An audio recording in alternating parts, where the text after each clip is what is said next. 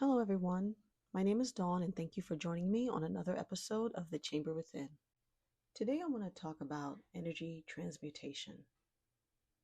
This was a term I heard a lot when I began my spiritual awakening journey, and I find it a very fascinating quality. What's so fascinating about it is that almost every single one of us does it without even knowing. I want to focus on that particular skill we may unknowingly have today.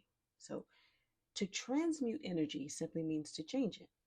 But in the spiritual community, it's specifically used to describe how we change negative energy into positive energy. It's the way in which we overcome negative challenges or people in our lives. So when we take a negative experience and change it into a positive experience, that would be the transmutation that I speak of. So, in other words, we make whatever happens to us work for us. We've all heard the against all odds stories where people have had the ability to positively change the trajectory of their life, um, coming from less than desired living situations and building a life that they would prefer. I know people who have become very attentive parents due to their own abusive upbringing, people who create safe spaces for victims of spousal abuse, child abuse, even create spaces and places for substance abusers to heal because they themselves had once been addicted to drugs. These are the people who had found their way out of the darkness and have become a light for themselves and others. Instead of looking at their life story and just going with it and not changing it and assuming that is who they are and will ever be, they actually use the negativity to empower themselves.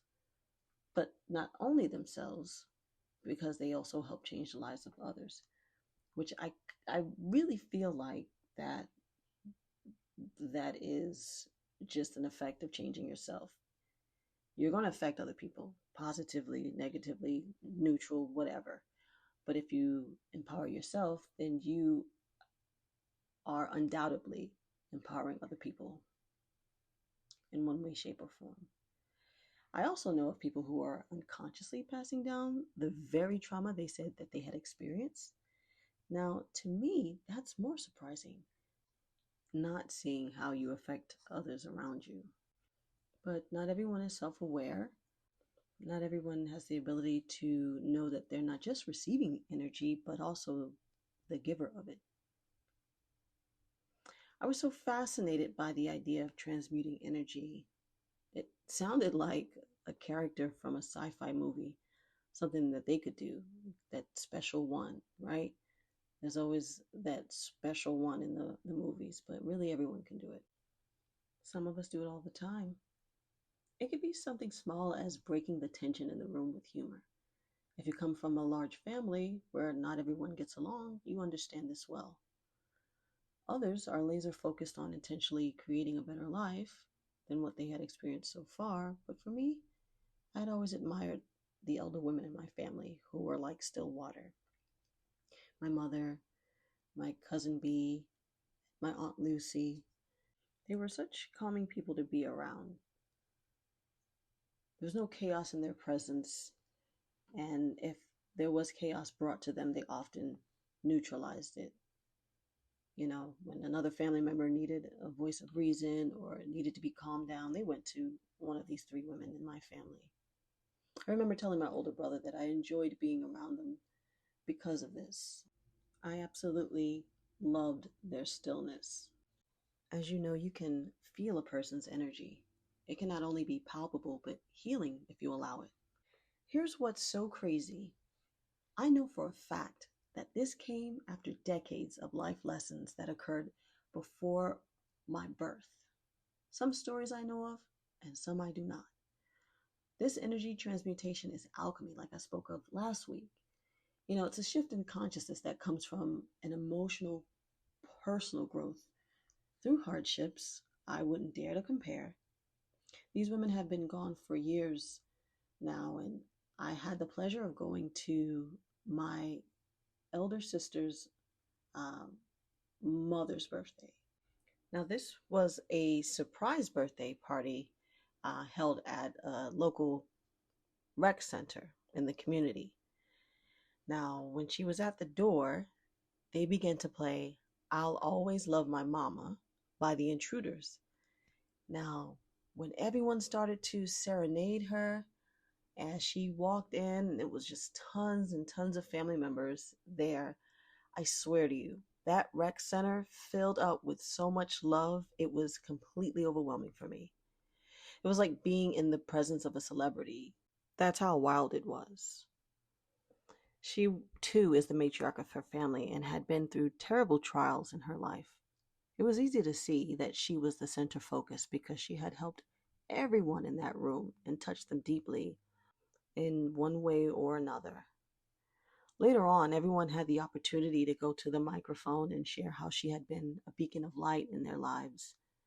She was in her mid 70s at the time, and I couldn't help but wonder where that strength came from. And now I realize it was coming through her. She was a conduit of peace and strength. The spark of creator within was allowed to come alive and live through her being. I had the opportunity to speak with her, and we spoke about her knowing my mom and how well they got along. They took care of each other's children when we were at their homes. And I come from a very blended family, so this is extremely important that they got along, which they did. My dad was hell on wheels, but at the party, they kept saying how he definitely picked loving women to make children with. I was thinking perhaps that may have been strategic. I'm almost certain it was. But anyway, I digress.